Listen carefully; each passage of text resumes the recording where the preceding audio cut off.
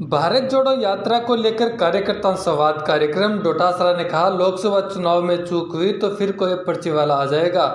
चूरू के town hall में सोमवार दोपहर जिला कांग्रेस कमेटी की ओर से लोकसभा चुनाव व भारत जोड़ो न्याय यात्रा को लेकर कार्यकर्ता संवाद कार्यक्रम हुआ। कार्यक्रम में पीसीसी चीफ गोविंद सिंह डोटासरा ने कार्यकर्ताओं से कहा कि अगर इस बार लोकसभा चुनाव में चूक हो गई तो प्रदेश में फिर से कोई पर्ची वाला आ जाएगा।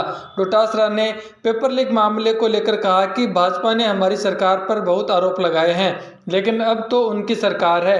यदि हमने कोई कार्रवाई नहीं की है और अब गलत है तो जांच करें। कार्यक्रम में डोटासरा ने केंद्र और राज्य की भाजपा सरकार पर जमकर हमला बोला। उन्होंने कहा कि आज सौगंध खाकर आया हूं कि राजेंद्र राठौड़ के खिलाफ अब कुछ नहीं बोलूंगा। वे मेरे बड़े भाई हैं, उनसे राम राम और जय श्री राम होने के बाद अब आरोप प्रत्यारोप का सिलसिला थम चुका है। डोटासरा ने कहा कि चुनाव के बाद विधानसभा के पहले ही सत्र में हमने सवाल पूछा कि सरकार बताएं कि 10 साल में पेपर लीक के कितने मामले हुए, तो पता चला कि हमसे पूर्ववर्ती भाजपा सरकार के मुकाबले गहलोत सरकार में कम मामले आए हैं। उन्होंने कहा कि हमने पेपर लीक के मामले में कड़ी कार्रवाई की और कटारा को बर्खास्त किया। राठौड़ पर तंज कसते हुए कहा कि वे कहते हैं आरपीएससी भंग करेंगे, ऐसा कैसे हो सकता है, क्योंकि आरोप लगाना शोभा नहीं देता है। उन्होंने कहा कि इसलिए नेता को बोलने से पहले सोचना चाहिए। नेता प्रतिपक्ष टीकाराम जूली ने कहा कि प्रदेश में पहले भाजपा की सरकार नहीं बनी, सरकार बन गई तो सीएम नहीं बना, फिर मंत्री नहीं बने, फिर डिपार्टमेंट नहीं मिले, सरकार की हालत खराब है। उन्होंने कहा कि भाजपा सरकार 100 दिन की कार्य योजना बना रही है। सीएम कहते हैं कि 100 दिन में प्रदेश का नक्शा बदल देंगे, अभी उनके पास 37 दिन और बचे हैं। कांग्रेस के प्रदेश प्रभारी सुखजिंदर सिंह रंधावा ने केंद्र की मोदी सरकार पर जमकर हमला किया। उन्होंने कहा कि धर्म और जाति के नाम पर वोट लेना चाहती है। रंधावा ने कहा कि राम हमारे हृदय में है। केंद्र की भाजपा सरकार ने भाई को भाई से लड़ाने का काम किया है। उन्होंने राज्य की भाजपा सरकार पर जमकर प्रहार किया। कार्यक्रम को पूर्व मंत्री प्रमोद जैन भाया, तारानगर विधायक नरेंद्र बुढ़ानिया, फतेहपुर विधायक हाकम अली खान, रतनगढ़ विधायक पुषाराम गोदारा, सुजानगढ़ विधायक मनोज मेघवाल, सादुलपुर की पूर्व विधायक कृष्णा पूनिया और इंद्राज किचड़ ने भी संबोधित किया। कांग्रेस प्रदेश उपाध्यक्ष रफीक मंडेलिया ने अतिथियों का आभार जताया। संचालन लीलाधर चुलेट ने किया।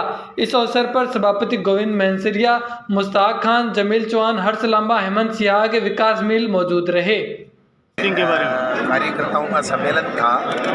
हम लोगों ने अपनी बात रखी है और जिस प्रकार से 2 महीने से सरकार कोई काम नहीं कर रही है, न इनकी कार्य योजना है, न मंत्री अपने विभागों का काम देख रहे हैं, न उनको अधिकारी मिले हैं और एक भी विजन नहीं है। जो राज्यपाल का अभिभाषण है उसमें उन्होंने न युवा की बात की है, न महिला की बात की है, न रोजगार की बात की है। केवल मात्र कांग्रेस सरकार की 5 साल की जो योजनाएं थी उनमें कमियां गिनाने का काम किया है। मैं समझता हूं कि कमियां गिनाने का वक्त नहीं है। राजस्थान की जनता ने आपको आशीर्वाद देकर के राजस्थान में आपकी सरकार बनाई है, तो आप राजस्थान के किसान के लिए, युवा के लिए, महिलाओं के लिए, सब वर्गों के लिए बिजली, पानी, सड़क, चिकित्सा, सब में क्या क्या काम करोगे उसके लिए आप काम कीजिए।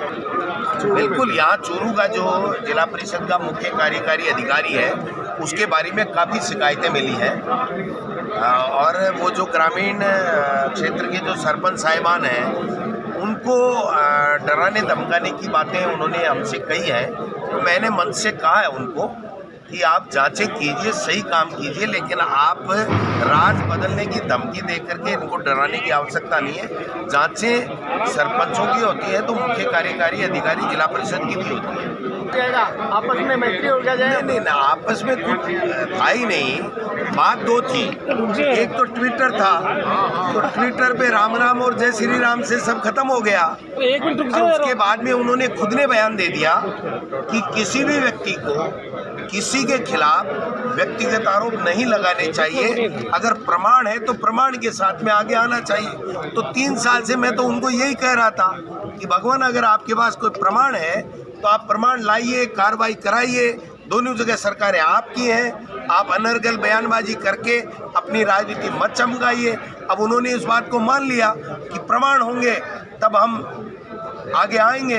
तो ठीक है, मेरे खिलाफ कोई प्रमाण होगा तो वो आगे आ जाएंगे, उनके खिलाफ मेरे पास कोई प्रमाण होगा तो मैं आ जाऊंगा, बात खत्म।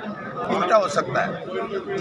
लोगों का जोश जुनून और जिस प्रकार से केंद्र की मोदी सरकार, तानाशाही सरकार जो 10 साल से कुछ भी नहीं कर रही है, एक भी वादा उन्होंने पूरा नहीं किया, न महंगाई कम कर पाई, न बेरोजगारों को रोजगार दे पाई, न किसानों की आमदनी दोगुनी कर पाई, तो मैं समझता हूं कि अब वो मुद्दे हैं लोकसभा चुनाव में केंद्र के 10 साल के जो मोदी सरकार के जो बातें हैं, उनको वादे हैं, उनको पूरा करने का समय वो नहीं कर पाए।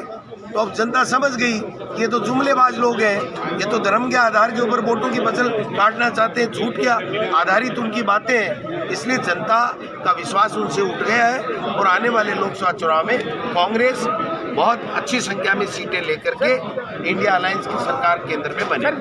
कार्यकर्ताओं के अंदर जोश है, सभी कार्यकर्ताओं से मिलने का आज ये कार्यक्रम रखा है। लोकसभा के अंदर जिस प्रकार से आज स्थिति बनी हुई है, वो सारी चीज़ें जनता के सामने हम लेके आए हैं। ये चुनाव देश के लिए बहुत महत्वपूर्ण चुनाव है। राहुल गांधी जी जो यात्रा निकाल रहे हैं आज, न्याय यात्रा, उसी के तहत हम भी जो जनता की भागीदारी है उसके तहत यहाँ पे आए। थाने में हाजिरी देने की बात कही थी और थाने में हाजिरी देने की बात कही थी।